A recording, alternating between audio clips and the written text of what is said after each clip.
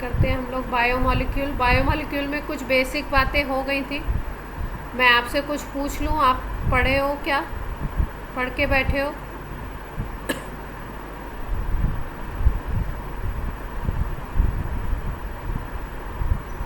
Revise किया था, ठीक। कार्बोहाइड्रेट में कार्बन के हाइड्रेट होते हैं, ये बात करी गई थी। CxH2O होल Y इस तरीके का फॉर्मूला होता है, लेकिन सारे में ये अप्लाई होगा नहीं। कुछ कंपाउंड्स ऐसे भी हैं जिसमें ये फॉर्मूला अप्लाई होता है। जैसे बात की जाती है फॉर्मेल्डिहाइड की, तो फॉर्मेल्डिहाइड की अगर आप बात करो तो फॉर्मेल्डिहाइड में क्या होता है, फॉर्मेल्डिहाइड में भी इस तरीके की चीज़ होती है, लेकिन आपका वो आप इस फार्मूला को तो फॉलो करेगा, ये जो फार्मूला है, लेकिन इस फार्मूला को फॉलो तो करता है, लेकिन वो आपका कार्बोहाइड्रेट नहीं बोला जाता है।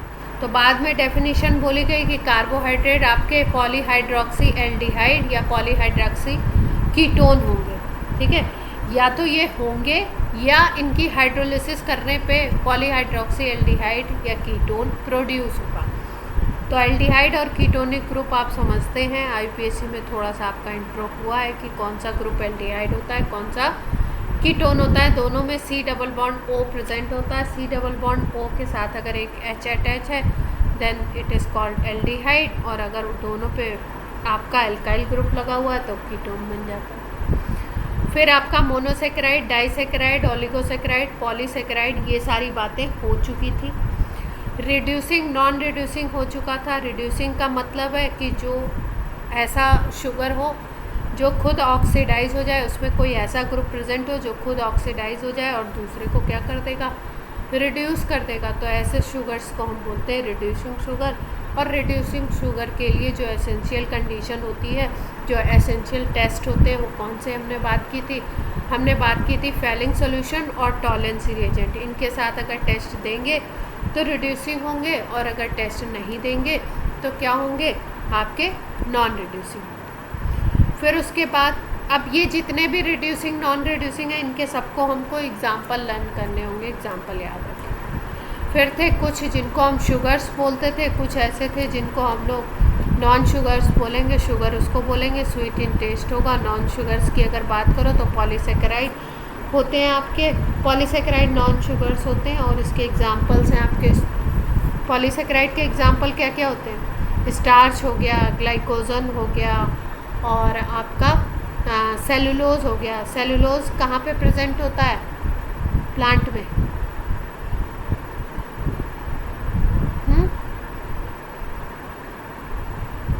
सेलुलोज की सेल वॉल होती है, प्लांट सेल की सेल वॉल अगर बात करो तो सेलुलोज की बनी हुई होती है, ठीक है। फिर उसके बाद आपकी बात हुई थी triose, tetrose, pentose, hexose, heptose. ये सारा किस बेसिस पे था? कार्बन कितने प्रेजेंट हैं। अगर कार्बन आपका क्या है, इसके बेसिस पे इन्होंने बताया। अगर 3 कार्बन का है तो आपको बोलोगे ट्राइओज, टेट्रोज 4 पे, पेंटोज 5, 6 हेक्सोज, 7 हेप्टोज। ये क्लासिफिकेशन था एक आप। फिर ये मोनोसेकेराइड का क्लासिफिकेशन है। सेकेंड थिंग हमने बात करी थी कुछ क्लासिफिकेशन में, एक और बात की थी, एक और क्या बात की थी, एक और क्लासिफिकेशन बताया था, क्या बताया था?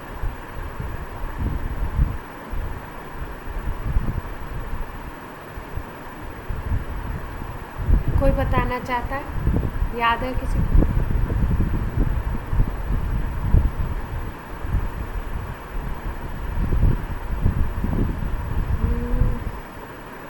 ओपन किया था हमने।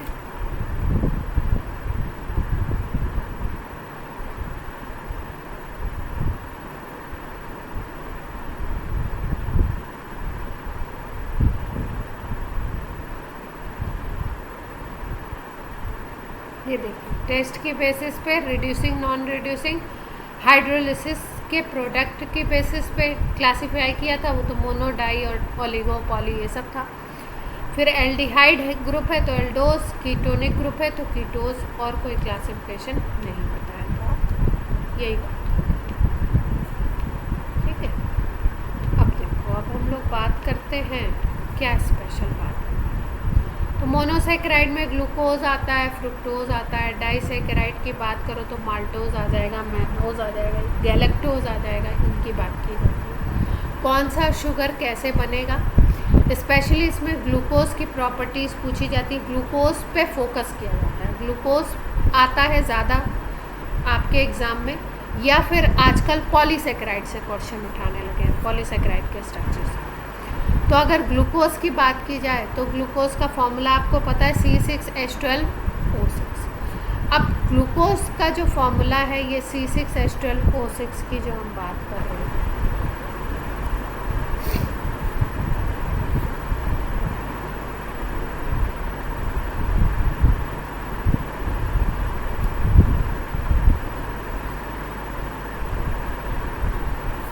ग्लूकोज की अगर बात की जाए C6H12O6 की बात की जा रही है। इसका अगर हम लोग ओपन चेन स्ट्रक्चर बोले तो हम ऐसे लिखते हैं, यही होता है इसका स्ट्रक्चर, ठीक है। इसमें ये वाला एल्डिहाइडिक ग्रुप दिख रहा है और बाकी सब कैसे हैं, एल्कोहल। तो ये तो ओपन चेन स्ट्रक्चर। लेकिन अगर हम बात करें कि बहुत सारे इसके केमिकल रिएक्शंस ऐसे हैं जो ये शो करते हैं कि इसमें एल्डिहाइड ग्रुप फ्री नहीं है। एल्डिहाइड ग्रुप फ्री नहीं होता है, बाउंड होता है, ठीक है। तो बाउंड अगर वो फ्री होगा एल्डिहाइड ग्रुप, तो वो एल्डिहाइडिक ग्रुप की जितने एल्डिहाइड की प्रॉपर्टीज़ होंगी, जिसको हम लोग एल्डिहाइड कीटोन में पढ़ेंगे, और ग्लूकोज जितनी शो करेगा वो यहाँ पे पढ़ लेंगे। तो जितने भी एल्डिहाइड ग्रुप की प्रॉपर्टीज़ होंगी वो सारी इसको शो करने चाहिए, सारे केमिकल रिएक्शन शो करने चाहिए। लेकिन कुछ ऐसे केमिकल रिएक्शन हैं जो ये नहीं शो करता है, और उससे ये पता लगता है कि भाई ये जो रिंग है, ये जो है ना, ये रिंग स्ट्रक्चर भी बना सकता है। ये तो ओपन चेन है, ये रिंग स्ट्रक्चर भी बना सकता है। तो कभी भी अगर हम लोग मोनोसेकेराइड के रिंग स्ट्रक्चर की बात करेंगे तो रिंग स्ट्रक्चर में दो टर्म यूज़ किए जाते हैं। अगर हम बात करें तो रिंग स्ट्रक्चर में दो टर्म यूज़ करते हैं, एक बोलते हैं पायरेनोज और एक को बोलते हैं फर्नोज या फर्नोज। इसमें ध्यान रखना है पायरेनोज का मतलब क्या है। पायरेनोज का मतलब है कि आपकी यहाँ पे 6 मेंबर्ड रिंग होगी,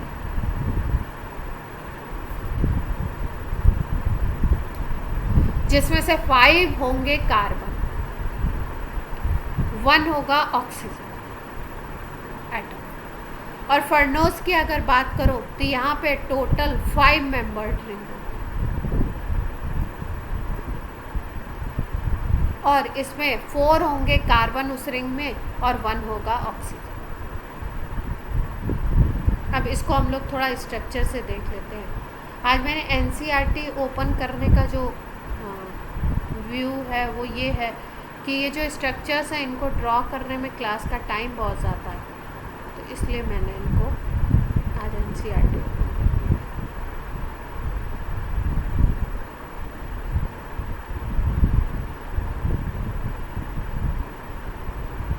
साइक्लिन, ये कंपाउंड होता है ऑर्गेनिक केमिस्ट्री में, पायरेन बोलते हैं इसको। इसमें 1 2 3 4 5 6 मेंबर्ड रिंग दिख रही है। इसी से डेराइव करके अगर इस तरीके का कोई स्ट्रक्चर बनता है तो इसको हम लोग बोलते हैं पायरेनोज। यहाँ पे ग्लूकोज के स्ट्रक्चर को दिखाया गया और इसको नाम दिया गया ग्लूकोपायरेनोज। देख पा रहे हैं आप लोग, ग्लूकोपायरेनोज ये नाम क्यों दिया गया है? क्योंकि ये 6 मेंबर्ड रिंग बना रहा है, रिंग स्ट्रक्चर बना रहा है, और इसमें 6 मेंबर्ड रिंग स्ट्रक्चर में 5 कार्बन है। अगर यहाँ से हम बात करें 1 2 3 4 5, ठीक है, और 6 छठा ये ऑक्सीजन है। रिंग में 6 एटम्स हैं जिसमें से 1 ऑक्सीजन और 5 आपका कार्बन। तो 6 मेंबर्ड रिंग कोई भी स्ट्रक्चर होगा मोनोसेकेराइड का तो उसके नाम के साथ पायरेनोज लिखा जाए। तो ये ग्लूकोज 6 मेंबर्ड बनाता है। अब फ्रुक्टोज की अगर हम बात करें तो फ्रुक्टोज जो होता है वो 5 मेंबर्ड रिंग बनाता है, इसलिए इसके साथ हम लोग फर्नोज नाम लिखते हैं। ये फ्यूरॉन का स्ट्रक्चर है, इसकी बेसिस पे बोला गया, ये नेमिंग दी गई है। इसमें क्या होता है, इसमें 5 मेंबर्ड रिंग बनती है, जैसा ये स्ट्रक्चर देखिए, इसको बोला गया फ्रुक्टोफर्नोज।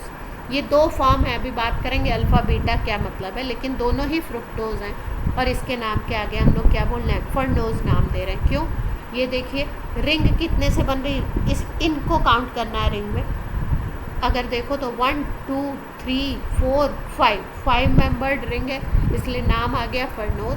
और उसमें से 1 2 3 4 कार्बन है और 1 है ऑक्सीजन। अच्छा, पायरेनोज और फर्नोज का कॉन्सेप्ट समझ में आया, नहीं आया?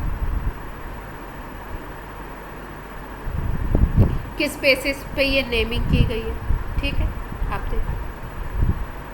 अब हम लोग ग्लूकोज के जो पहले सिंपल रिएक्शन है उनको समझ लेते हैं, कैसे कैसे रिएक्शन देता है, उसके बाद हम लोग साइक्लिक में जाते हैं। ग्लूकोज को अगर हमें प्रिपेयर करना है तो प्रिपरेशन इसका हम लोग सुक्रोज से करते हैं। सुक्रोज को बोलते हैं केन शुगर, और केन शुगर में अगर हम बोले तो C12H22O11 फार्मूला होता है। इसका एसिडिक मीडियम में H2SO4 ले लो आप और अल्कोहल यूज़ कर दो। उसके साथ जब आप रिएक्शन कराते हो, हीटअप करते हो, तो ये जो सुक्रोज है ये ग्लूकोज और फ्रुक्टोज में कन्वर्ट हो जाता है, हाइड्रोलिसिस हो जाती है इसकी सिंपल, और ये ग्लूकोज फ्रुक्टोज बना लेता है सुक्रोज। ग्लूकोज को हम लोग सेपरेट कर लेते हैं। लेकिन ये आपका सिंपल रिएक्शन है। अगर हमें कमर्शियली बनाना है, कमर्शियली मतलब बहुत ज़्यादा अमाउंट में बनाना है, और आपका उसमें जो क्या बोलते हैं, कमर्शियल प्रिपरेशन का मतलब ये होता है कि आपका अमाउंट भी ज़्यादा प्रोड्यूस करना है आपको और उसकी कॉस्टिंग भी कम है, तो और सिंपल प्रोसेस भी हो, तो उसके लिए हम लोग स्टार्च से इसको प्रिपेयर करते हैं। स्टार्च की हाइड्रोलिसिस करा देते हैं, और स्टार्च की जब हाइड्रोलिसिस कराएंगे हम लोग तो स्टार्च की हाइड्रोलिसिस से भी क्या बनता है, ग्लूकोज बन जाता है। क्लियर है बात?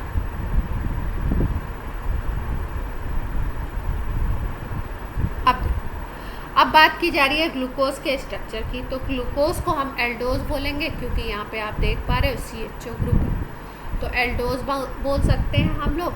और glucose is an Aldo hexose. Hexose क्यों बोला, क्योंकि हेक्सोज नाम दिया कितने कार्बन है उस मोनोसेक्राइड में, उसकी बेसिस पे।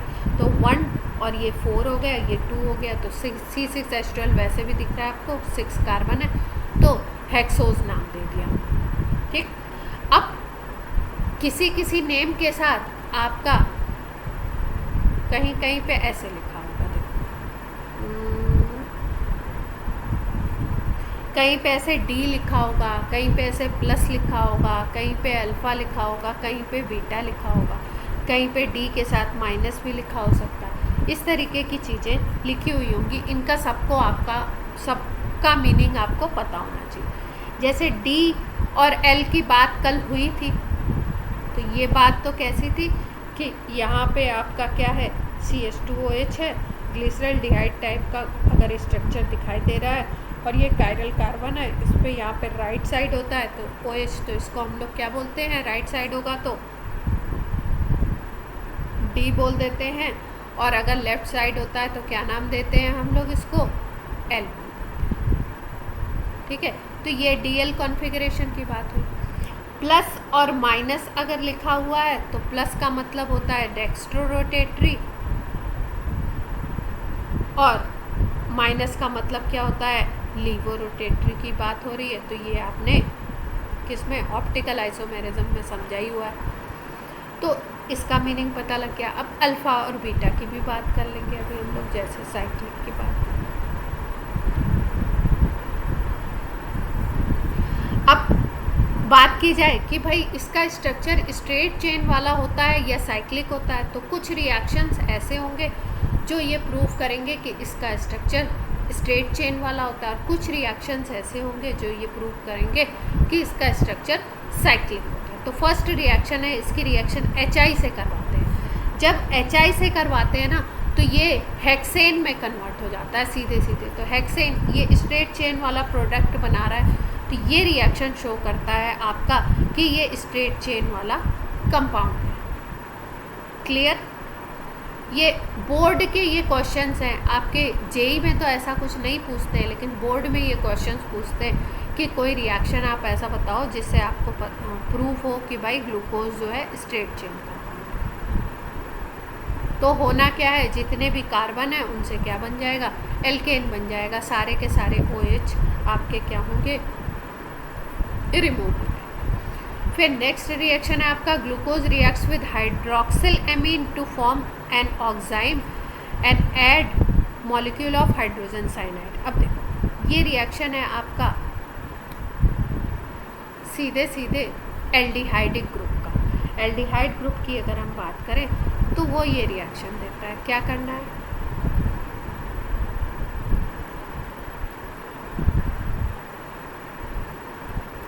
ये ग्लूकोज का स्ट्रक्चर है, ये एक कंपाउंड है, इसको हम बोलते हैं हाइड्रोक्सिल एमीन।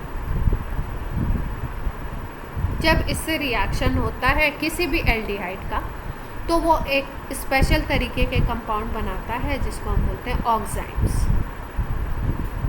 अब ये जो ऑक्साइम्स हैं ये बनते कैसे हैं, एल्डिहाइड ग्रुप पे रिएक्शन होना है तो बाकी किसी से मतलब नहीं है, यहाँ पे केवल रिएक्शन होगा। कैसे होता है, ऑक्साइम कैसे बनाना है ये देखिए। ये CHO ग्रुप है, ये इसका NH2 जो है H2O के फॉर्म में रिमूव हो जाएगा और ये पूरा NOH ग्रुप यहाँ पे अटैच हो जाएगा।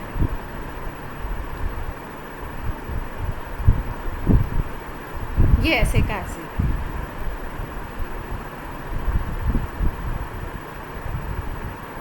अब यहाँ पे डबल बॉन्ड बन जाएगा और ये NOH अटैच हो जाएगा। अब ये इसको हम क्या बोलेंगे, ग्लूकोक्साइड।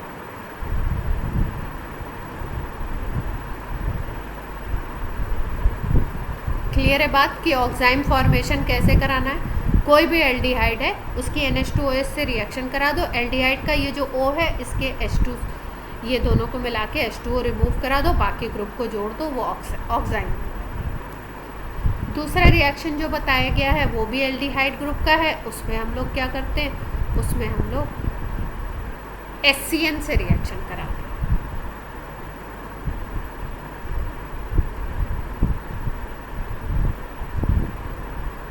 अब ये जितने रिएक्शन है इनको हम लोग फिर से जा कर के एल्डिहाइड में भी पढ़ने वाले हैं। HCN से रिएक्शन होता है, जब HCN से रिएक्शन होता है तो साइनोहाइड्रिन प्रोडक्ट बनते हैं।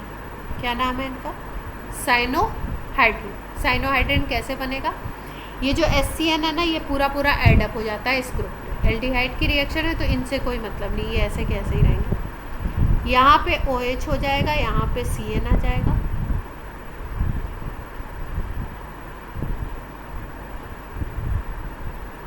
क्लियर है बात?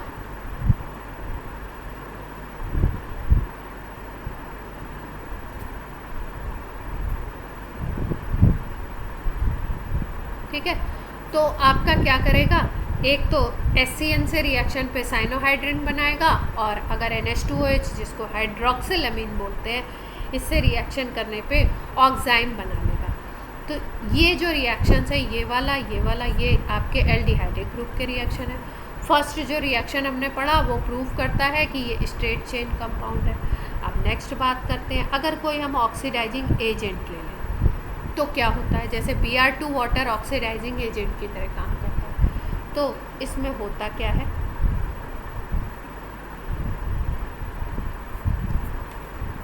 अगर ग्लूकोज की बात करो तो ग्लूकोज आपका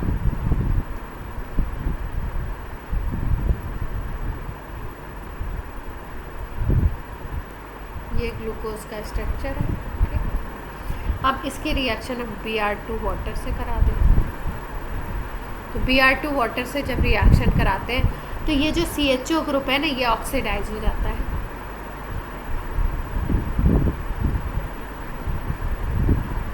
और ये बना लेता है, इसको बोलते हैं ग्लूकोनिक एसिड।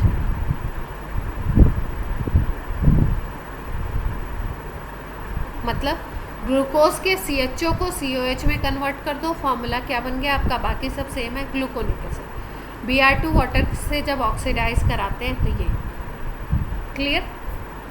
अब इसके बाद एक स्ट्रॉन्ग ऑक्सीडाइजिंग एजेंट HNO3 होता है। HNO3 को जब हम यूज़ करते हैं तो वो स्ट्रॉन्ग ऑक्सीडाइजिंग एजेंट होता है, इसलिए वो क्या करता है, वो इसको भी ऑक्सीडाइज करता है और इसको भी ऑक्सीडाइज करता है, दोनों को करता है।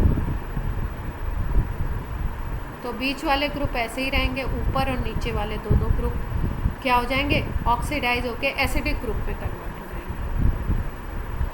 अब आप बोलोगे ये ऑक्सीडेशन कैसे हो रहा है। अगर हम लोग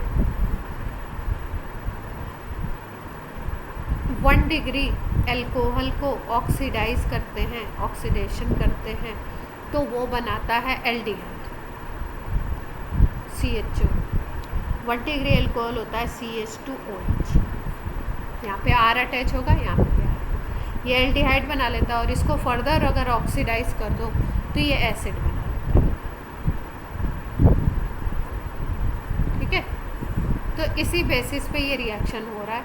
Br2 वाटर भी अच्छा ऑक्सीडाइजिंग एजेंट होता है, लेकिन वो केवल CHO को ऑक्सीडाइज कर पाता है। लेकिन अगर हम लोग HNO3 यूज़ कर देते हैं तो ये स्ट्रॉन्ग ऑक्सीडाइजिंग एजेंट है, तो ये ऊपर वाले को भी कर देगा और इसको भी कर देगा, दोनों को ऑक्सीडाइज कर देता है। और जब दोनों को ऑक्सीडाइज करता है तो इसको, जिसमें केवल यहाँ पे COH आता है, इसको ग्लूकोनिक नाम दिया था, और जिसमें दोनों जगह पे COH आ जाता है उसको हम लोग नाम देते हैं सैक्रिक एसिड। क्या नाम देते हैं, सैक्रिक एसिड। क्लियर है बात यहाँ तक।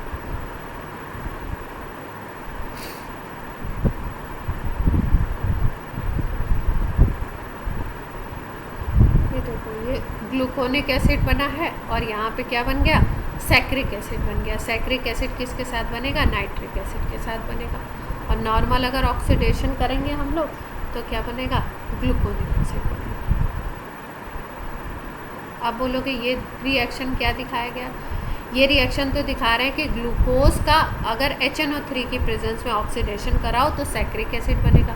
लेकिन अगर आपको ग्लूकोनिक एसिड दे दिया जाए तो उसका भी ऑक्सीडेशन करा दोगे, HNO3 लगा दोगे, तो ग्लूकोनिक एसिड भी किसमें कन्वर्ट हो जाएगा, सैक्रिक एसिड। क्लियर। आप देखो कुछ रिड्यूसिंग एजेंट भी होते हैं। रिड्यूसिंग एजेंट में जैसे कि यहाँ पे लिखा नहीं हुआ क्या, अच्छा भाई नहीं दिया हुआ रिएक्शन, कोई बात नहीं, कहीं ना कहीं तो होगा तो बता दो। वैसे आपको फोकस किस पे करना है, NCERT पे ही फोकस करना है। जैसे ये आपका है,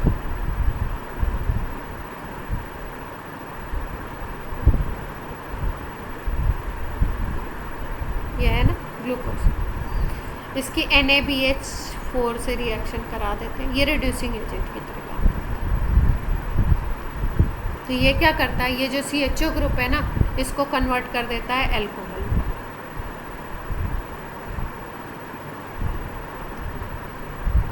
बाकी सब वैसे ही, ये OH बन जाता है।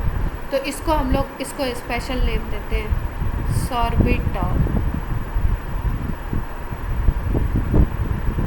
मतलब ग्लूकोज से CHO को COH बनाया था तो ग्लूकोनिक एसिड, CHO को CH2OH बना दिया तो क्या नाम दे दिया, सॉर्बिटॉल। और अगर इस CHO को भी COH बना दिया और नीचे वाले CH2OH को भी COH बना दिया तो सैक्रिक एसिड। ऐसे कंपाउंड NH2OH के साथ ऑक्साइम क्या करना है, ऑक्सीजन को हटाना है, NH2OH का H2 हटाना है और NaOH को ऐड कर देना है। सीधे सीधे डबल बॉन्ड से ऑक्साइम्स बन जाएंगे। एल्डिहाइड का रिएक्शन, अगर किसी भी एल्डिहाइड की रिएक्शन HCN से कराते हैं, ठीक है, तो HCN क्या करता है, ऐड हो जाता है, एडक्ट बनाता है। ये जो CHO ग्रुप है वहाँ पे ये CHO का O OH में कन्वर्ट हो जाएगा और सिंगल बॉन्ड के साथ CN अटैच हो जाएगा और इस कंपाउंड को हम साइनोहाइड्रिन बोलते हैं। जैसे इसको बोलेंगे ग्लूकोज साइनोहाइड्रिन। क्लियर है बात।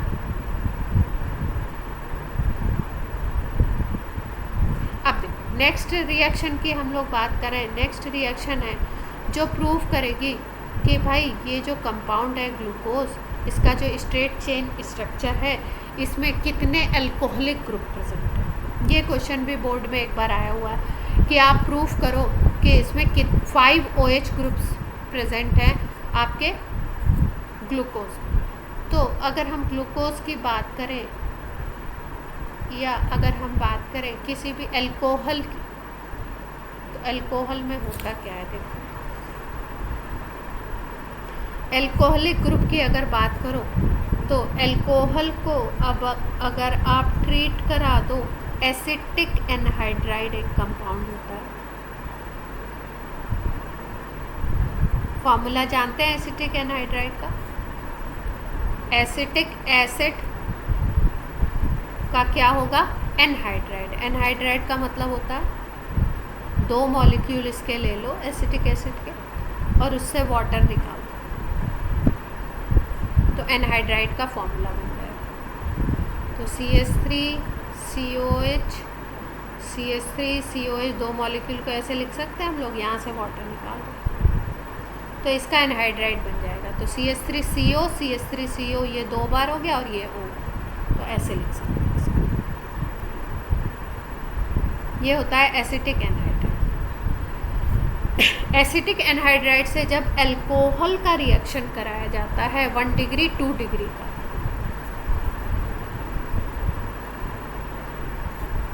ठीक है, 1 डिग्री और 2 डिग्री इन जनरली ये रिएक्शन देते हैं, तो होता क्या है? एसिटाइलेशन हो जाता है, ठीक है।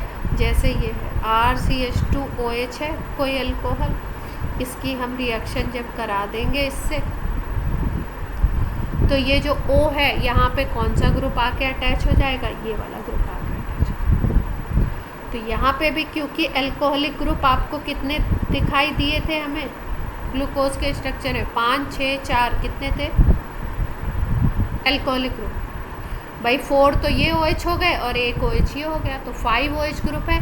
तो यानी कि एसिटिक एनहाइड्राइड से जब रिएक्शन हो तो यहाँ पे जो CH3CO ग्रुप है वो कितने लगने चाहिए आपके? कितने ग्रुप आने चाहिए? 5 अटैच होने चाहिए। तो हम लोग क्या देखते हैं, जब ये रिएक्ट होता है तो ये क्या करता है? CHO पे तो अटैक करता नहीं है, जितने अल्कोहलिक ग्रुप हैं उनके ऊपर अटैक करता है और उनको अटैक करके किस में कन्वर्ट हो जाता है? ये कन्वर्ट हो जाता है इस ग्रुप को अटैच कराता है, ठीक है। तो ये ग्रुप जो होता है आपका एसिटाइल ग्रुप होता है। इसको इस पर तो लिख ही नहीं सकते, ये एसिटाइल ग्रुप होता है। मतलब आपको क्या करना है? OH को हटाना है, CH3CO ग्रुप लगाना है, CH3COO ग्रुप को अटैच करना है, दोनों जगह आपका ये अटैच हुआ है। तो ये प्रूव करता है कि आपके इसमें कितने OH ग्रुप हैं? 5। क्लियर? 5 मॉलिक्यूल्स इसके यूज़ होंगे। अगर एक ग्लूकोज का अगर 1 मोल लेते हो तो इसके 5 मोल यूज़ होंगे एसिटिक एनहाइड्राइड, और ये इस तरीके से रिप्लेस करेगा। तो ये रिएक्शन प्रूव करती है कि इसमें 5 अल्कोहलिक ग्रुप है।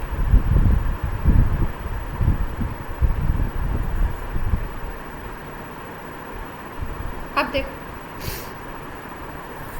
ये क्या बता रहे हैं? स्पेशल अरेंजमेंट बता रहे हैं। अच्छा, फिशर फार्मूला हम लोगों को लिखने आता है, फिशर प्रोजेक्शन फार्मूला हम लोगों को लिखने आता है, हम लोग सीख चुके हैं। क्या करना है? सबसे ज़्यादा जो ऑक्सीडाइज ग्रुप है उसको टॉप पे रखना है, कायरल कार्बन को हमें क्रॉस से शो करना है, और बाकी जो ग्रुप्स हैं उनको हमें कैसे रखना है? जो कार्बन चेन है वो कैसे रखी जाती है फिशर में? वर्टिकल लाइन पे। सबसे ज़्यादा जो ऑक्सीडाइज ग्रुप होता है उसको कहाँ रखते हैं? एबव पोजीशन पे रखते हैं, 1 पोजीशन देते हैं उसको। जितने कायरल कार्बन होंगे वो कैसे ऐसी लाइन से शो किए जाएंगे? तो अगर हम लोग बात करें ग्लूकोज की, तो ग्लूकोज में कितने कायरल कार्बन हमें देखने को मिलते हैं? भाई ये तो एक अपना CHO हो गया और एक अपना ये CH2OH नीचे बन गया। अब ये कार्बन जो है ये सारे कायरल हैं, तो 2 कार्बन अगर ऊपर नीचे हो गए तो आप कितने कायरल कार्बन मिल रहे हैं आपको? 1 2 3 4 कायरल कार्बन मिल रहे हैं इसमें। क्लियर है बात?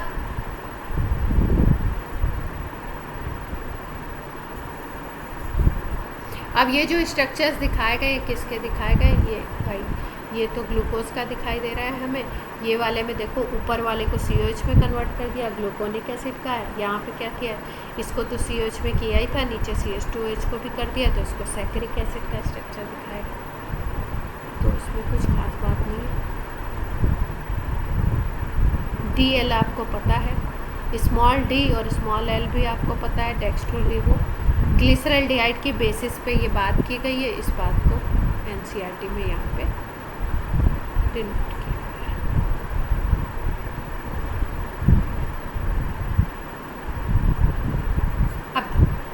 अब बात की जा रही है साइक्लिक स्ट्रक्चर की। तो साइक्लिक स्ट्रक्चर का मतलब क्या है कि भाई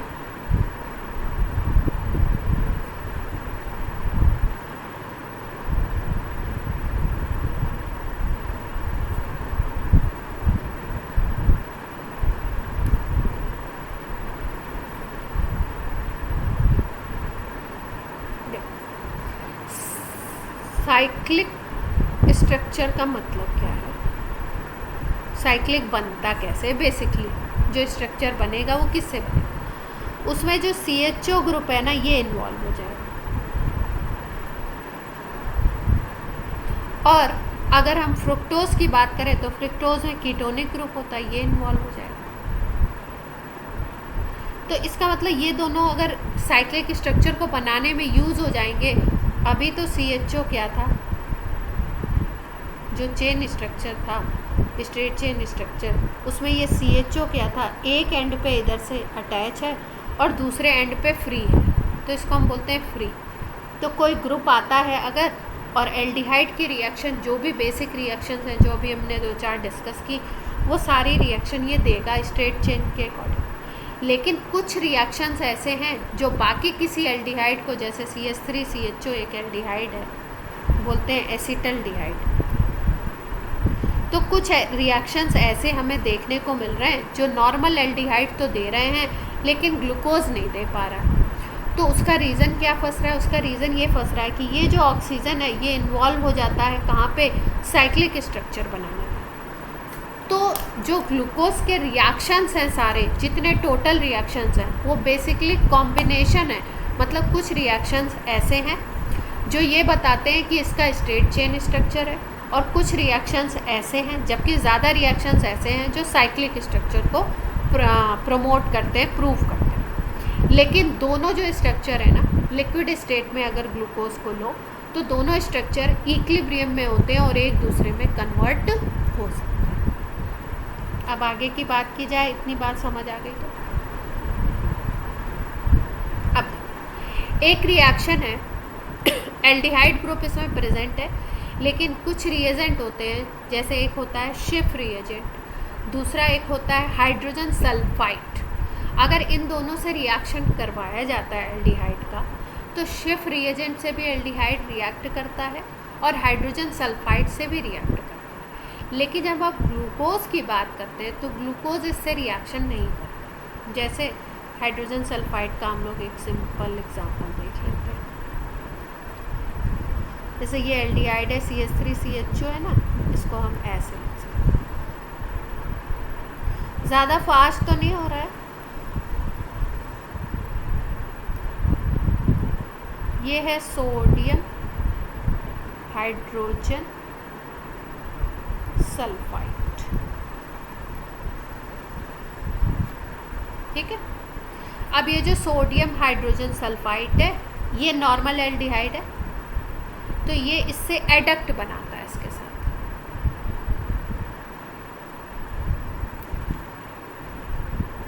ठीक है। अब क्या करेगा ये, इसका जो H होगा ना,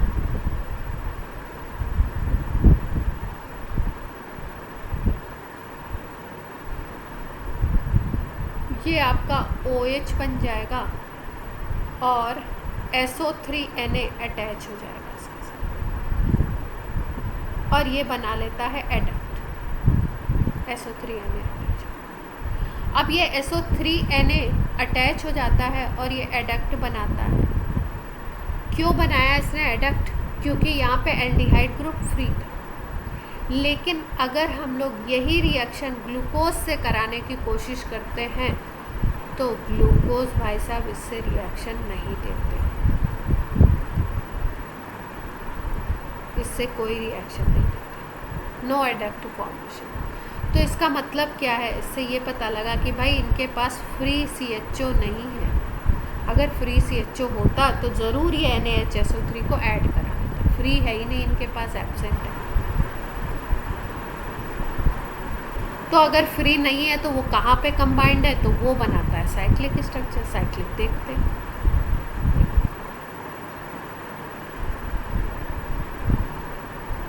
ये साइक्लिक स्ट्रक्चर शो कर रहा है कैसे। ये CHO ग्रुप को हम पहला कार्बन बोलते हैं, फिर 2 3 4 5 6 ये अपना ऐसा,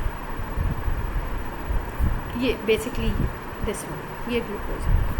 अब ये ग्लूकोज साइक्लिक बनाएगा कैसे? अगर हमें साइक्लिक बनाना है तो करते क्या है, जो पहले कार्बन का ये जो ऑक्सीजन है ये जोड़ने का काम करेगा। तो फर्स्ट कार्बन का ऑक्सीजन और ये जो आपका फिफ्थ कार्बन है उसके साथ अटैचमेंट इसका। अब अटैचमेंट किस तरीके से होता है, इसको आप बना दो O और यहाँ से आप H को रिप्लेस कर दो और H को आप इधर पे लगा। कैसे?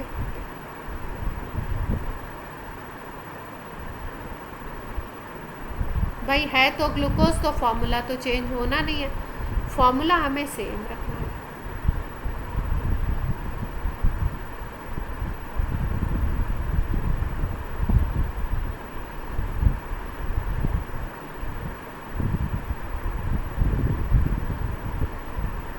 ये है अपना, ये फर्स्ट कार्बन है, ये सेकंड है, ये थर्ड, फोर्थ, फिफ्थ और ये सिक्स।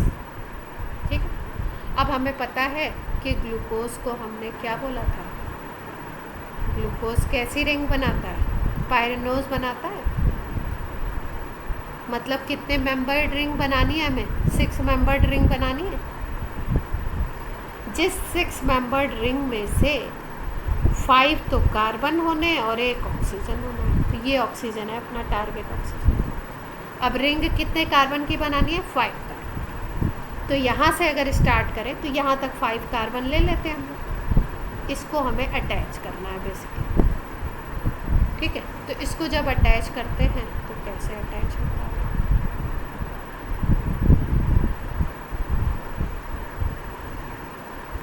बीच वाले 3 तो ऐसे कैसे, और ये कार्बन ऐसे, और ये नीचे वाला वैसे का वैसे। यहाँ पे क्या चेंज आएगा, इस कार्बन पे क्या था, CHOS था ना, और इस कार्बन पे क्या था, CHO था। तो इसको आप ऑक्सीजन से अटैच करें।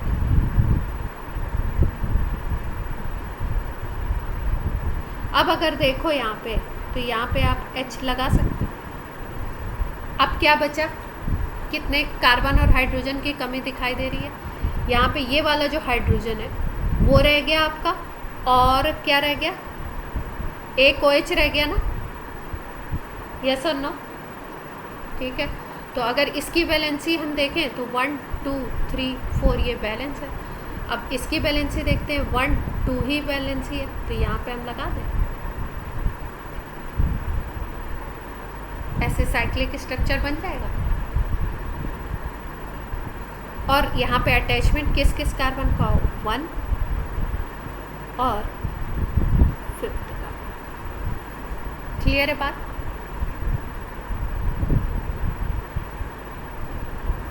अब देखो, तो ये इस तरीके से हम बनाते हैं रिंग।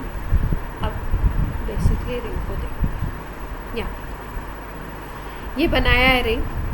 कैसे बनाया, ये CHO को चेंज किया, किस कार्बन पे अटैच कराया, 5 कार्बन पे अटैच कराया। पहले कार्बन और 5वें कार्बन के बीच में हमने लगा दिया O को, ये O कनेक्टिंग की तरह काम किया। और यहाँ पे जो CHO था उसमें H यहाँ पे है, O इधर आ गया, और इसका यहाँ पे HOH इस पे लग गया। ठीक है, अब एक को हम बोल रहे हैं अल्फ़ा फॉर्म और दूसरे को हम बोल रहे हैं बीटा। ये अल्फ़ा और बीटा जो है ना, ये 3D स्ट्रक्चर की बात होती है। 3D में अगर हम बात करें, 3D में अगर बात की जाए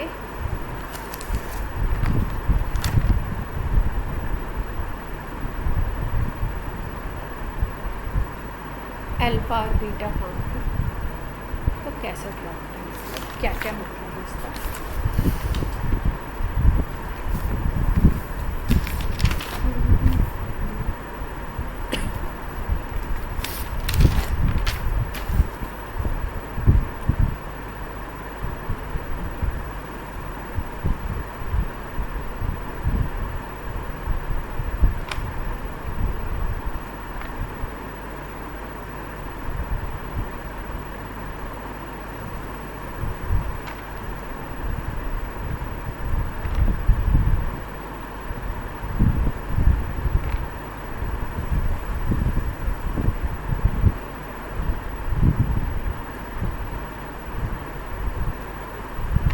देख पा रहे हो, ये अपना फर्स्ट कार्बन है, ये सेकंड है, थर्ड, फोर्थ, ये फिफ्थ है, ये सिक्स्थ है। ये साइक्लिक स्ट्रक्चर। फर्स्ट और फिफ्थ के बीच में क्या अटैच है, ओ अटैच है, देख पा रहे हो, यहीं से रिंग ज्वाइन होगी। CH2OH सिक्स्थ कार्बन नीचे की तरफ है, फर्स्ट कार्बन ये वाला हो गया, इस पे अटैचमेंट हो गया HOH के साथ। और अगर हम लोग देखें इस स्ट्रक्चर को, तो इस स्ट्रक्चर को हम बोलते हैं अल्फा, और इसी के साथ अगर ये स्ट्रक्चर बना है,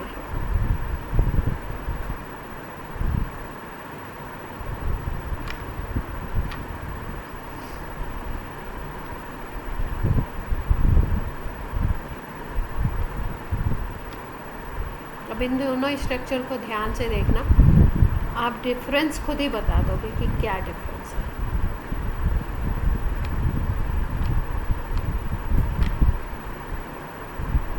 ये भी ग्लूकोज का ही स्ट्रक्चर। अब इन दोनों स्ट्रक्चर में डिफरेंस क्या है, सोच के बताओ, देख के मतलब आराम से।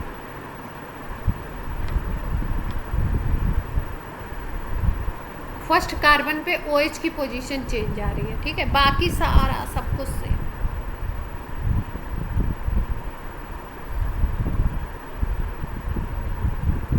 ये वाली जो पोजीशन है यहाँ पे चेंज है, केवल स्ट्रक्चर में यहीं पे चेंज है, ठीक है। यहाँ पे देखो, ये HOH, यहाँ पे OH ऊपर की तरफ है, यहाँ पे OH कहाँ पे है, नीचे की तरफ। तो अगर आपका OH नीचे की तरफ होता है, इस तरीके का स्ट्रक्चर दिखाई दे रहा है आपको, तो आप उसको बोलते हो अल्फा। और अगर आपको OH ऊपर की तरफ दिखाई देता है इस कार्बन पे, फर्स्ट कार्बन पे, तो आप क्या बोलते हो इसको, बीटा। अब ये ग्लूकोज की बात है, तो अल्फा ग्लूकोज बोल दोगे, और इसको क्या बोल दोगे, बीटा ग्लूकोज। इतनी बात क्लियर है।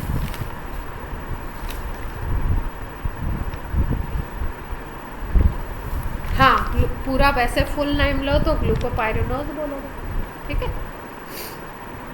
पायरेन स्ट्रक्चर बन रहा है। अब देखो, एक बात और करी जाती है इसमें कि कुछ ऐसे होते हैं जिनको हम लोग बोलते हैं,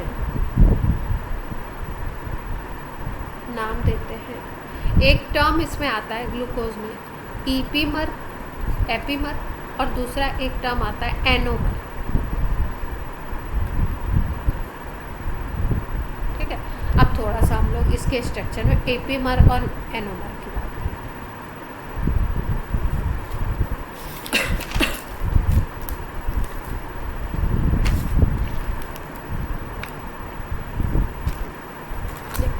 एपीमर टर्म कब यूज करेंगे हम लोग, मान लो कि आपके पास 2 डायस्टीरोमर्स हैं,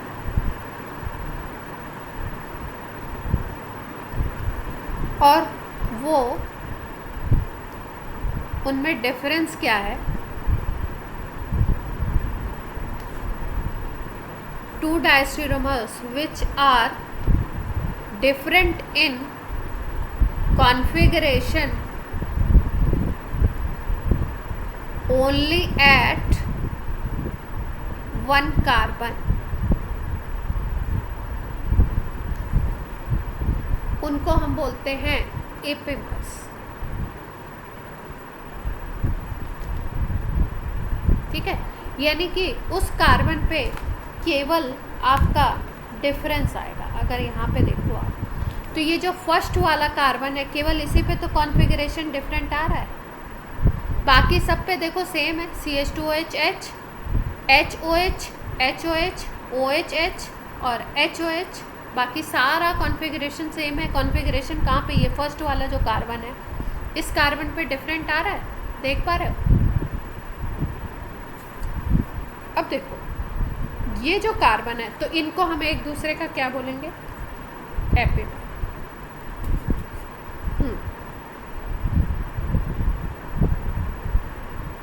ग्लूकोज डाइस्टीरोमर्स नहीं होता। अच्छा, इसको अगर हम लोग देखें, ग्लूकोज लिवोरोटेटरी होता है, डेक्स्ट्रो होता है।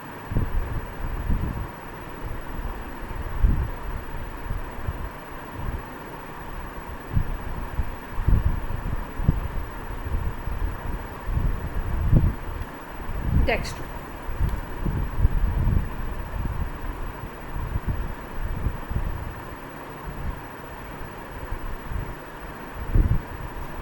अब देखो, अभी तुम्हारी इस बात का आंसर देखो। एक टर्म है एनोमर, या बोलते हैं एनोमेरिक कार्बन।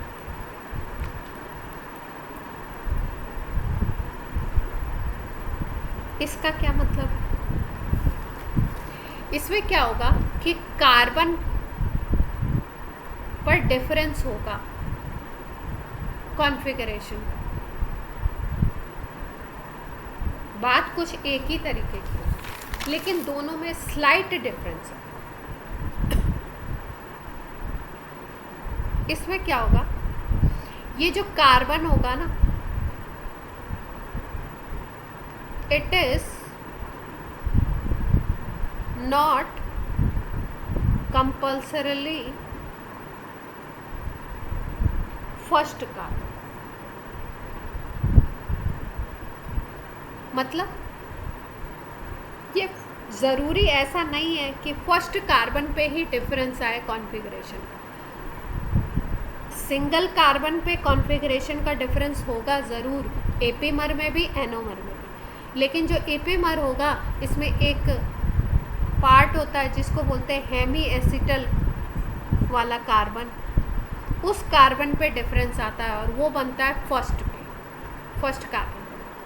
लेकिन एनोमर की अगर बात करो तो एनोमर वाला जो कार्बन होगा उसमें डिफरेंस किसी और कार्बन पे भी आ सकता है। देखो जैसे हम लोग बताते हैं,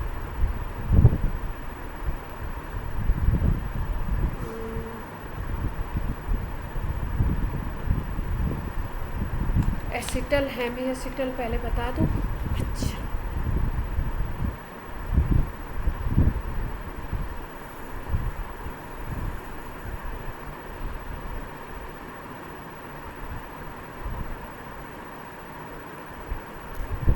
जैसे मान लो ये कोई स्ट्रक्चर है, ठीक है, ये CHO ग्रुप देख पा रहे हो आप, ये CHO ग्रुप है।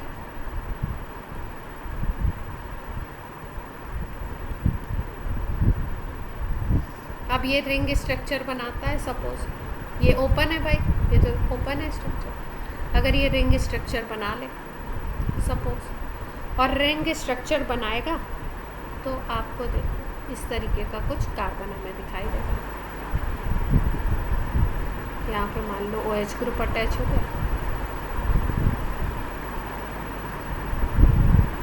इस तरीके से। अभी हमने HOH नहीं दिखाए, केवल ये दिखाया।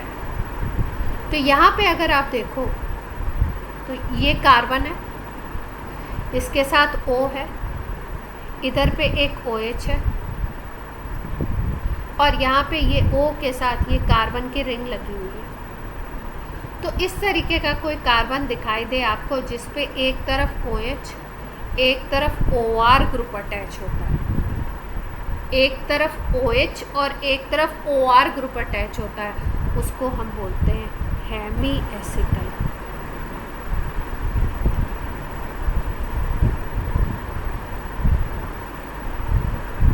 और एक दूसरी चीज़ होती है जिसको हम बोलते हैं एसिटल।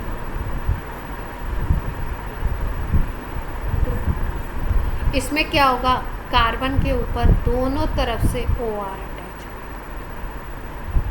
मतलब ऑक्सीजन और फिर उसके बाद कार्बन का एक रिंग भी हो सकता है और आपका स्ट्रेट चेन भी हो सकती है। तो अगर कार्बन के ऊपर दोनों तरफ इस तरीके से OR अटैच होता है तो उसको एसिटल ग्रुप बोलते हैं और इसको बोलते हैं हम लोग हेमी एसिटल। यहाँ तक बात क्लियर है?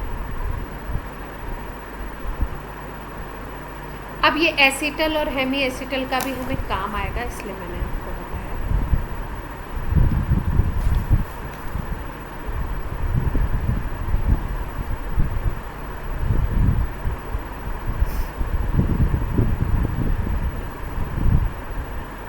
यहाँ पे वर्ड लिखा हुआ है, two cyclic hemiacetal form of glucose differ only in the configuration of hydroxyl group at C1 carbon. ये वाला अल्फ़ा डी ग्लूकोज है, ये आपका बीटा डी ग्लूकोज है।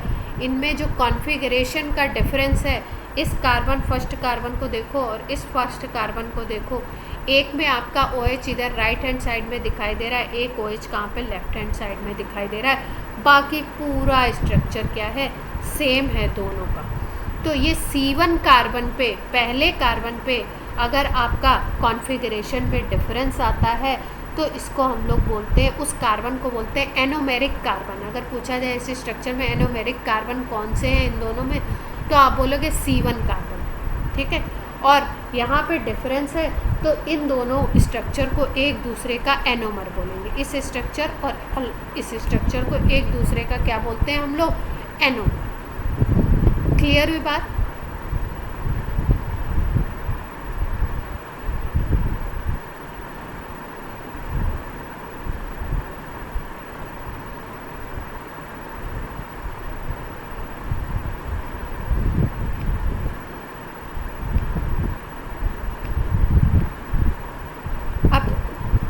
ये तो ग्लूकोज की बात हो गई।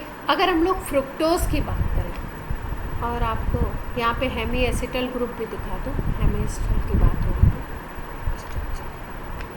इस स्ट्रक्चर को अगर देखो, ये कार्बन है, यहाँ पे एक OH अटैच है, देख पा रहे हो फर्स्ट कार्बन पे, और इधर O और ये पूरी कार्बन की रिंग।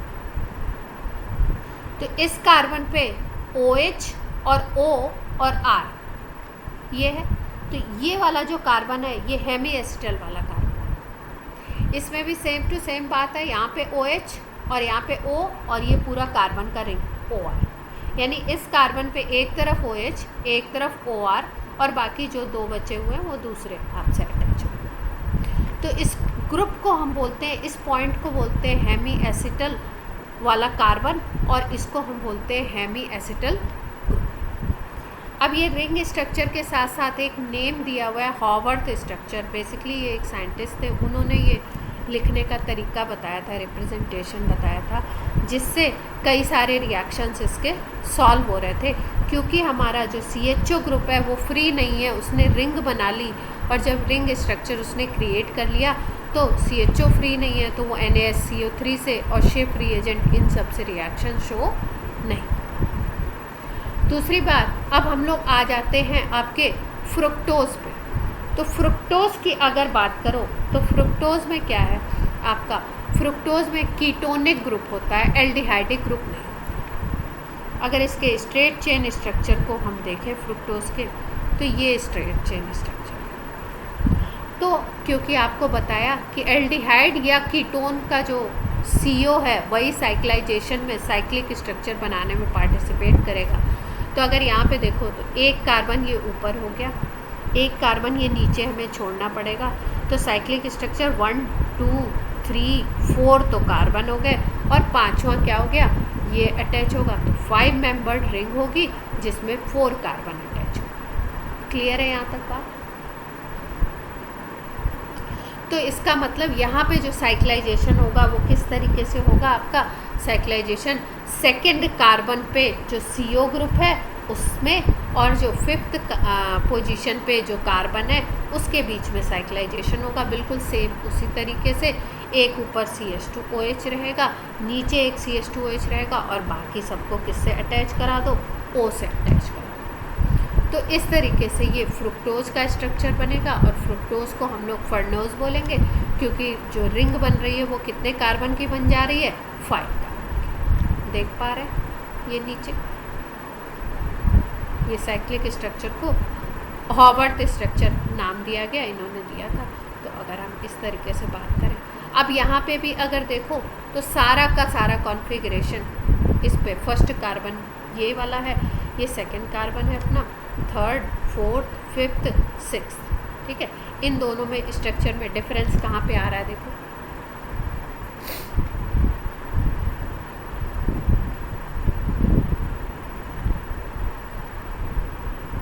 इन दोनों स्ट्रक्चर में डिफरेंस कहाँ पे आ रहा है,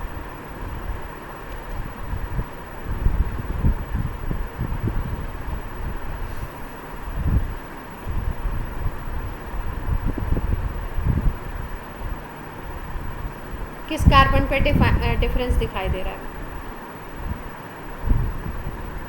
फर्स्ट पे, सेकंड पे?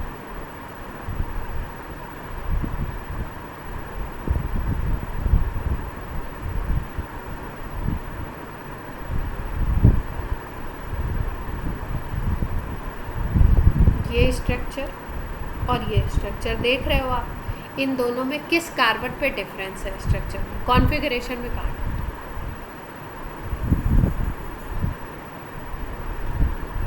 फर्स्ट पे डिफरेंस दिख रहा है, फिर से ध्यान से देखो, देखो देखो ये फर्स्ट कार्बन तो ये है, ठीक है। ये सेकंड कार्बन देख पा रहे हो, ये सेकंड कार्बन है। इस सेकंड कार्बन पे यहाँ पे देखो नीचे की तरफ OH अटैच है, ऊपर CH2OH है। यहाँ पे क्या है, CH2OH नीचे की तरफ आ गया और OH ऊपर चला गया। बाकी पूरा स्ट्रक्चर अगर हम कंपेयर करें तो सेम है, फ्रुक्टोज का स्ट्रक्चर है। अच्छा, नई चीज़ है तो थोड़ा सा डाइजेस्ट करने में टाइम लगेगा, और NCERT की हेल्प लेने का मेरा जो वो पॉइंट ऑफ व्यू था ये था कि आराम से एक एक स्ट्रक्चर को ड्रॉ करेंगे तो बड़ा टाइम लग जाता है। जो उसमें बीच में चीज़ें हैं बताने की वो मैं बताती जा रही हूँ कि हेमी एसिटल किसको बोलते हैं, एसिटल किसको बोलते हैं, एनोमर कब बोलेंगे, एपीमर कब बोलेंगे।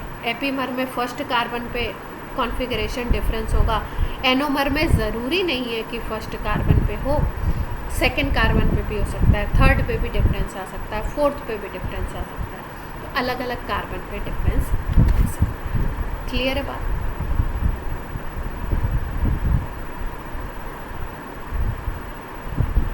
अभी अपने पास वो भी था ना, उसमें बड़े अच्छे एग्जाम्पल्स बने हुए हैं, मैं दिखाती हूँ आपको। ठीक है,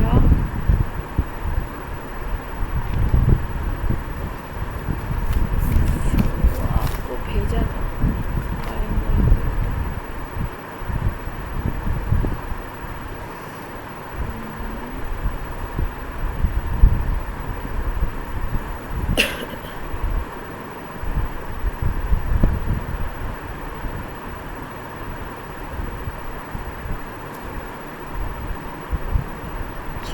कहाँ डाउनलोड किया था?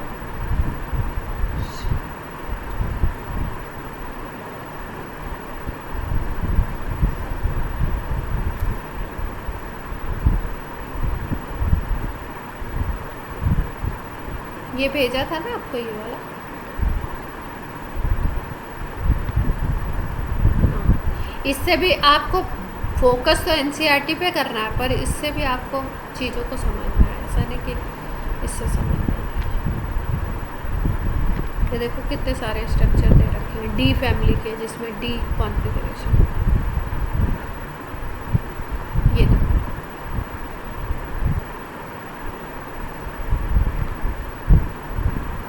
ईपीमर दिखा रहे हैं, एनोमर दिखा रहे हैं। A pair of diastereomers that differ only at configuration about a single carbon atom are said to be ईपीमर।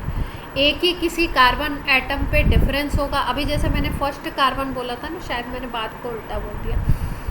तो यहाँ पे देखिए, यहाँ पे जो इपीमर बन रहा है वो किस पे बन रहा है। अगर हम फर्स्ट और सेकंड स्ट्रक्चर को ध्यान से देखें तो फर्स्ट और सेकंड में देखो CHO CHO, CHOH HOH, फिर यहाँ पे देखो OH H OH H, फिर यहाँ देखो OH H और यहाँ पे HOH। तो फर्स्ट सेकंड थर्ड फोर्थ, यहाँ पे फोर्थ कार्बन पे कॉन्फ़िगरेशन में डिफरेंस है, बाकी सब नीचे सेम है। फर्स्ट और सेकंड को केवल देखो, तो देख पा रहे हो सब लोग। तो यहाँ पे चौथे कार्बन पे डिफरेंस आ रहा है, चौथा कार्बन इपीमेरिक बोला जा रहा है।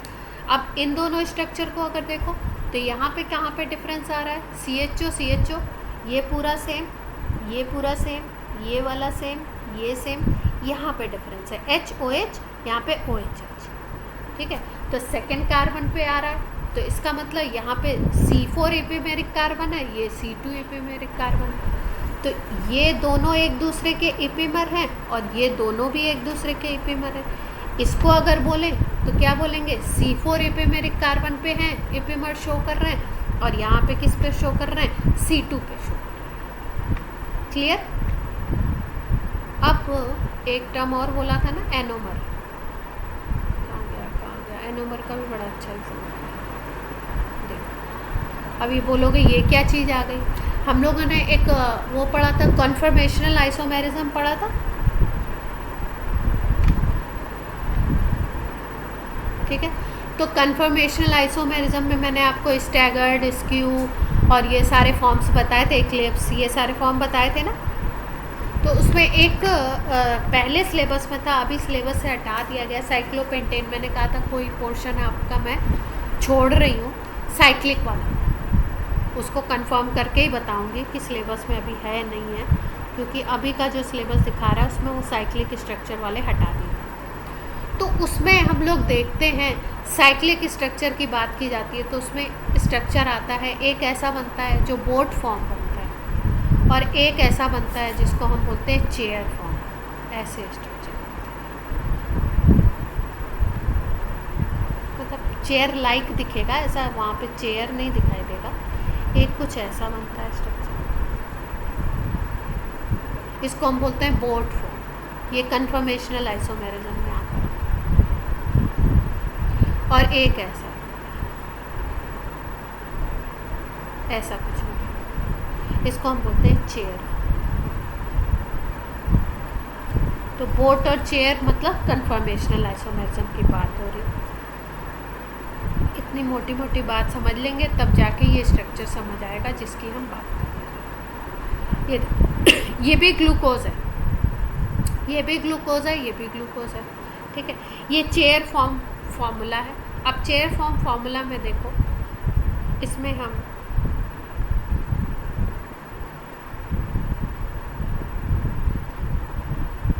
हम बात कर रहे हैं एनोमर्स की। तो एनोमर्स को अगर देखते हैं तो एनोमर का एक अच्छा एग्जांपल यहाँ पर बनाया हुआ है। अच्छा एक बात बताओ, ये जैसे ये स्ट्रक्चर है, ये सब देख के ऐसा तो नहीं लग रहा है कि बहुत डरावना लग रहा है आप लोग को?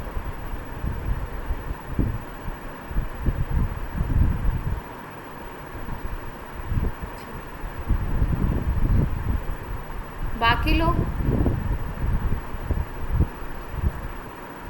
हाँ, तो इनको क्या है, इनका अगर चीज़ मतलब जो बेसिक बनाने का तरीका समझ नहीं आएगा ना, तो ये अपने लिए मतलब आपके लिए बहुत हैवी हो जाएगा। तो जैसे ये इसमें नोट्स में अपने हॉवर्ड प्रोजेक्शन कैसे बनाते हैं साइक्लिक स्ट्रक्चर, उसका तरीका दिया हुआ है, लेकिन इसका हमें कुछ खास काम है नहीं। ये देखो, ये ओपन चेन दिखाया गया और ये यहाँ पे क्या कर दिया, साइक्लिक में दिखा देंगे। यहाँ पे इस ऑक्सीजन को जोड़ दिया, देखो ये CHO वाला, ये फर्स्ट कार्बन, ये सेकेंड,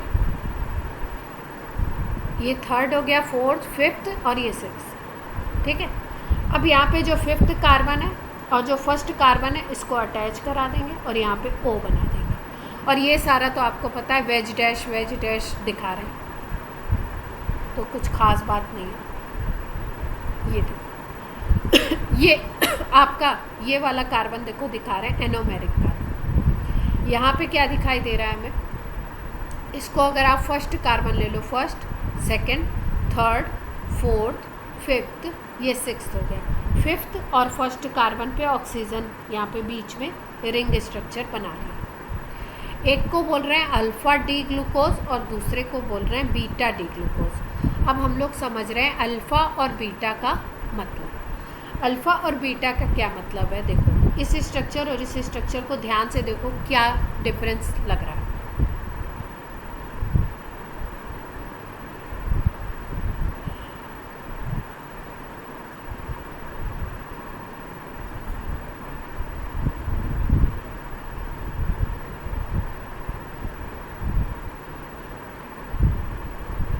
दोनों में कोई डिफरेंस दिख रहा है क्या? पहले आप देखने की कोशिश करो।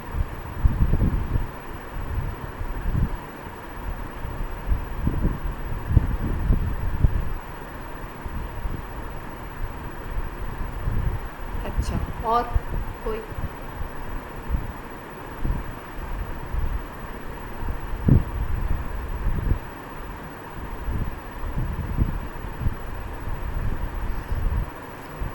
ध्यान से देखो, जल्दी नहीं है, समझ नहीं आएगा तो बनेगा नहीं, बनेगा नहीं तो कुछ क्वेश्चन निकलेंगे, अगर स्ट्रक्चर बेस्ड क्वेश्चन आएगा तो।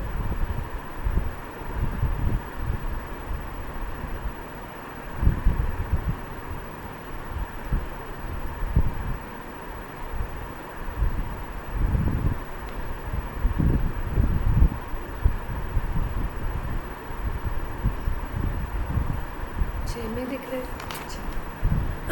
और बताओ, और कोई इससे कोई नया कमेंट हो तो बोलो।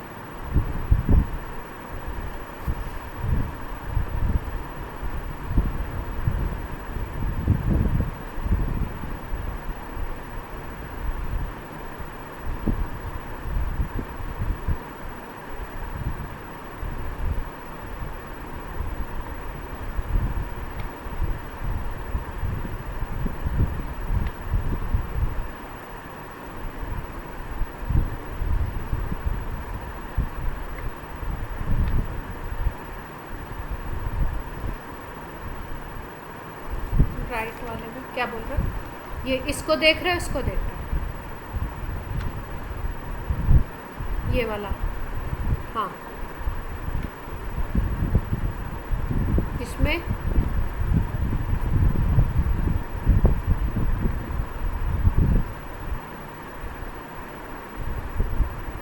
इसको ही देखना है। सारा खेल जो है ना इस कार्बन का है, फर्स्ट कार्बन का, जिसको हम हेमी एसिटल बोल रहे हैं। यहाँ पे OH, यहाँ पे OR, इस पे ही कुछ चेंज है, इसको ही देखो।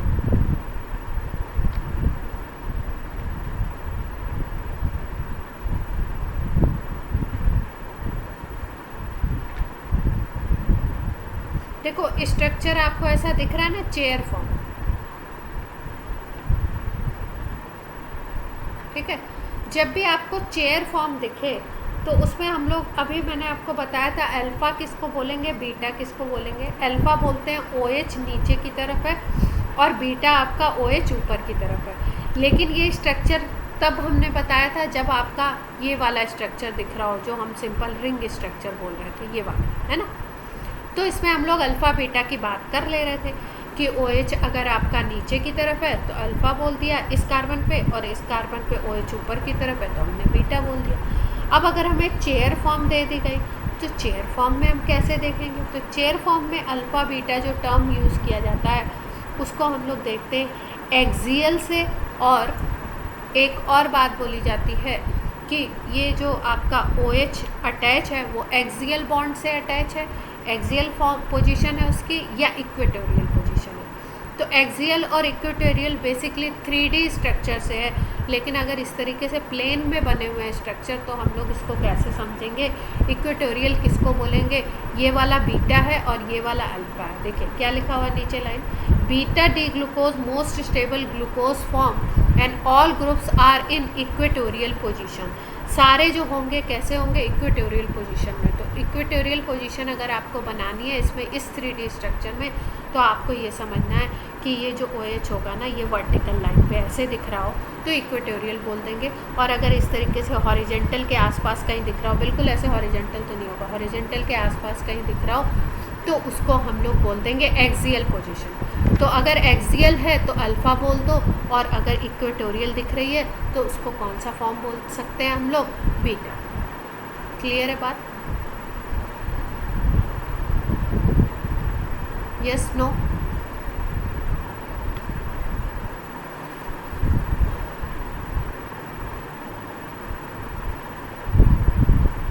थोड़ा लगे, थोड़ा टाइम तो लगेगा। मैं एकदम से ऐसे नहीं बोल रही, जब हमें भी पहली बार पढ़ाया गया था तो ये हो रहा था रिंग की तरह, हम भी घूम रहे थे, ये क्या हो रहा है रिंग में, क्या हो रहा है ना। और इसमें सारी कॉम्प्लिकेसी, ज़्यादातर कॉम्प्लिकेसी कार्बोहाइड्रेट के स्ट्रक्चर में ही है, बाकी में इतना कुछ नहीं है।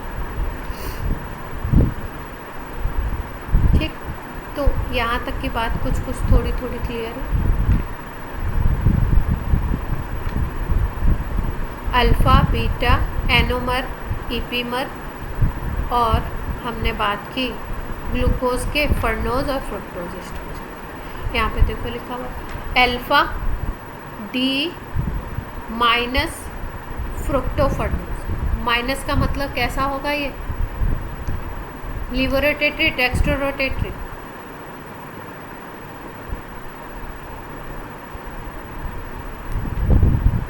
कौन बताएगा?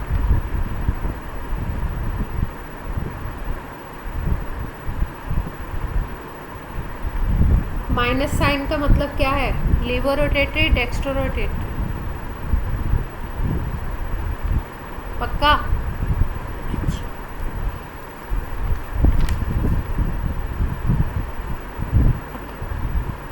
अब बात कर रहे हैं हम लोग डाइसैकेराइड की। डाइसैकेराइड का क्या मतलब है कि भाई दो आपके मोनोसैकेराइड आपस में अटैच होंगे ग्लाइकोसिडिक लिंकेज से। एक स्पेशल तरीके का लिंकेज होता है ग्लाइकोसिडिक, उस लिंकेज के थ्रू ये दोनों अटैच होते हैं। ठीक है, तो अगर ये दोनों अटैच हो रहे हैं तो एक स्पेशल तरीके का बॉन्ड होगा ग्लाइकोसिडिक, इसमें दोनों चेन आपकी O के साथ अटैच हो जाएगी। जैसे एक अपना मोनोमेरिक यूनिट ग्लूकोज है, दूसरा मोनोमेरिक यूनिट फ्रुक्टोज है, और ये दोनों मिलके बनाएंगे सुक्रोज।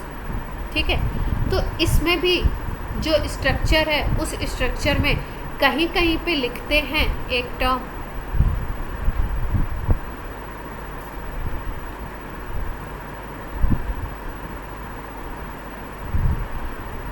जैसे डाइसैकेराइड बन रहा है या डाइसैकेराइड का स्ट्रक्चर लिख रहे हो तो दो मोनोसैकेराइड मिलेंगे, अटैच हो जाएंगे, और बॉन्ड कौन सा है, बॉन्ड है आपका ग्लाइकोसिडिक। इसमें बीच में एक O अटैच होना है, एक तरफ एक मोनोसैकेराइड यूनिट है, दूसरी तरफ दूसरी मोनोसैकेराइड यूनिट है। अब इसमें क्या है, स्ट्रक्चर में कहीं कहीं पे ऐसे लिखा होगा 1-2 और कहीं कहीं पे ऐसे लिखा होगा 1-4। ठीक है, दोनों का मतलब पहले समझ लेते हैं, फिर स्ट्रक्चर में देखते हैं। जैसे कोई डाइसैकेराइड है, उसके नाम के आगे लिखा हुआ है 1-4, तो उसका क्या ऐसे लिखा 1-4 ग्लाइकोसिडिक लिंकेज। और ये पूछा भी जाता है खूब क्वेश्चन कि डाइसैकेराइड का नाम दे देंगे और उसमें पूछेंगे कौन सा लिंकेज होता है, 1-4 होता है 1-2। तो 1-4 1-2 का क्या मतलब है, 1-4 का मतलब है कि पहला जो मोनोसैकेराइड है उसका फर्स्ट कार्बन है और दूसरे मोनोसैकेराइड के फोर्थ कार्बन के बीच में ग्लाइकोसिडिक लिंकेज बना हुआ है। और अगर 1-2 की बात है तो पहले वाले मोनोसैकेराइड के यूनिट के साथ इसके दूसरे कार्बन अटैच है और यहाँ पे बना हुआ है ग्लाइकोसिडिक लिंकेज।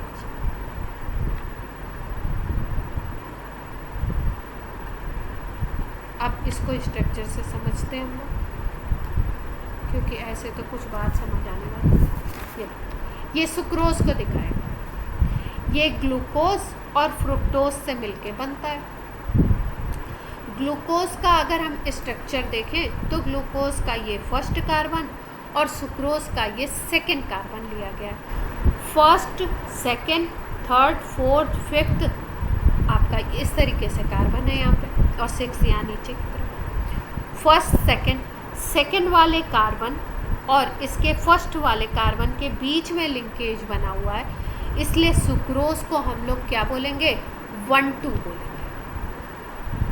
ठीक है। और अगर इसी तरीके से हम देखें दूसरे किसी डाइसैकराइड को, जैसे ये माल्टोज है, माल्टोज का स्ट्रक्चर बनाएंगे तो माल्टोज बनता है ग्लूकोज और ग्लूकोज से।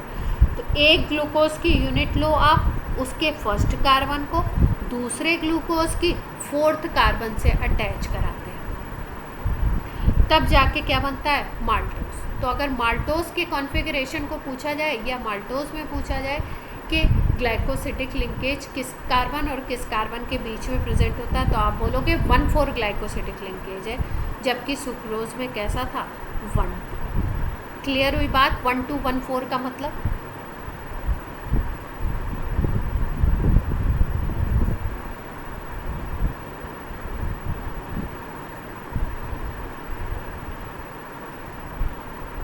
इतनी बात समझ आती है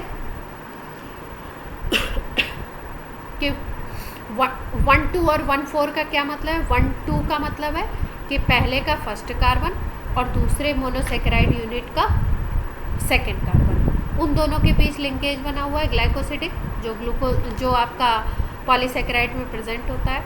और अगर माल्टोज की बात करो, वो सुक्रोज में 1,2 था, और माल्टोज की बात कर लो तो माल्टोज में ग्लूकोज की एक यूनिट का फर्स्ट कार्बन और दूसरे ग्लूकोज की यूनिट का फोर्थ कार्बन अटैच होते हैं ग्लाइकोसिडिक लिंकेज से, तो इसको हम बोलते हैं 1,4 ग्लाइकोसिडिक लिंकेज। क्लियर है बात। अब देखो सुक्रोज का जहाँ पे केस दिया हुआ है वहाँ पे एक लिखा हुआ इन्वर्ट शुगर। इन्वर्ट शुगर का क्या मतलब है, एक होता है डेक्स्ट्रोरोटेटरी इसमें और एक होता है लीवोरोटेटरी। और जब हम लोग बात करते हैं, एक प्रोसेस है, इसको बोला जाता है इन्वर्जन। ये कहीं बताया है क्या आपको, इन्वर्जन ऑफ शुगर?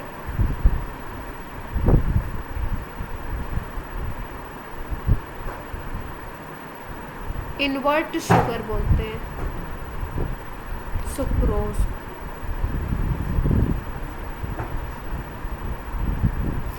ठीक है, क्यों? देखो, जब सुक्रोज की करा दो हाइड्रोलिसिस, तो ये जिससे बना होता है उसमें ब्रेक हो जाता है। अभी हमने बताया था सुक्रोज किससे बना होता है, ग्लूकोज से और फ्रुक्टोज से। अब जब इनका वो देखा गया, ग्लूकोज और फ्रुक्टोज का ऑप्टिकल एक्टिविटी देखी गई, तो देखा गया कि जो ग्लूकोज है ये आपका 52.5 डेक्स्ट्रोरोटेटरी है, ये इसका एंगल है, रोटेशन की जो बात करते हैं। और फ्रुक्टोज की जो रोटेशन था वो 92.4 माइनस में था, मतलब ये आपका कैसा हो गया, लीवर रोटेटरी। ये डी फॉर्म में रहता है और ये एल फॉर्म में रहता है जब सुक्रोज की हम लोग हाइड्रोलिसिस कराते हैं, और सुक्रोज बेसिकली डी फॉर्म में होता है। ठीक है, तो डी फॉर्म में सुक्रोज था, इसकी कराई हाइड्रोलिसिस, तो दो प्रोडक्ट बने, ग्लूकोज डी फॉर्म वाला और फ्रुक्टोज एल फॉर्म वाला। लेकिन रोटेशन अगर हम देखें तो इसका ज़्यादा है, 92.4 देख रहे हो फ्रुक्टोज का। तो इसका मतलब कि लीवोरोटेटरी वाले का रोटेशन इस डेक्स्ट्रोरोटेटरी वाले के ऊपर क्या करेगा, डोमिनेट करेगा। एल क्या कर रहा है, डोमिनेट कर रहा है। इसका मतलब अगर पूरे हाइड्रोलिसिस के प्रोडक्ट को बोलो तो ओवरऑल में अगर आप देखो तो ओवरऑल में आप बोलोगे कि प्रोडक्ट कैसा है, लीवोरोटेटरी है। यस और नो? भाई ग्लूकोज ने पीपीएल को 52 एंगल से रोटेट किया इधर राइट में, और फ्रुक्टोज ने क्या कर दिया, उठा के इस 52 को 92 यहाँ पे कर दो। तो अगर 92 पे कर दोगे तो आपका एवरेज में क्या निकलेगा, ये इसी तरफ तो निकलेगा। तो इसका रोटेशन ज़्यादा है इसलिए डोमिनेट ये कर रहा है, मतलब प्रोडक्ट L वाला हो गया और सुक्रोज कैसा था, D वाला था। इसीलिए इसको हम लोग नाम देते हैं इन्वर्ट शुगर और इस प्रोसेस को बोलते हैं इन्वर्जन ऑफ शुगर। तो इन्वर्जन में हुआ क्या है, बेसिकली D फॉर्म कन्वर्ट हो गया L पर। क्लियर है बात यहाँ तक?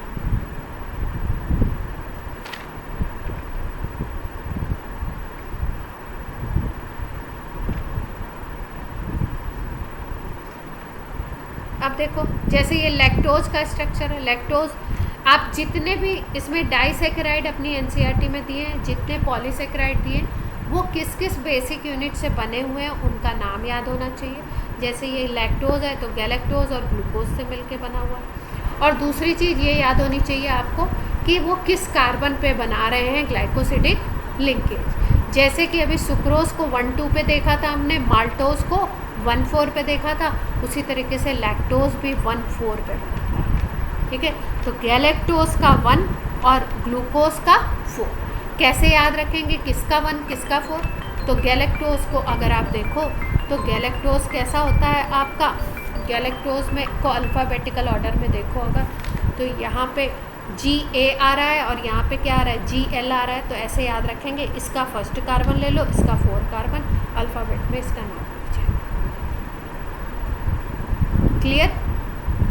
यहाँ पे दोनों ग्लूकोज हैं, एक कोई किसी को 1 ले लो, किसी को 4 ले लो। यहाँ पे अगर देखो तो यहाँ पे G पहले आता है और F बाद में आता है, तो ग्लूकोज का पहला कार्बन याद रखेंगे और इसका दूसरा कार्बन। क्लियर?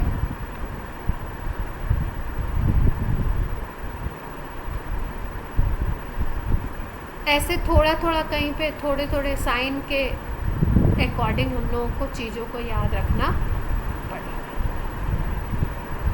अब कहाँ तक आपको कराया है, कहाँ तक आपको एनसीईआरटी एक बार रीड करके देखना है कि कोई पॉइंट नहीं समझ आ रहा है क्या, और स्ट्रक्चर को साइक्लिक को एक बार 2 बार अपने हाथ से बना के देखो कहाँ पे क्या बात समझाई जा रही है। यहाँ तक करा दिया मैंने आपको डाइसेकेराइड।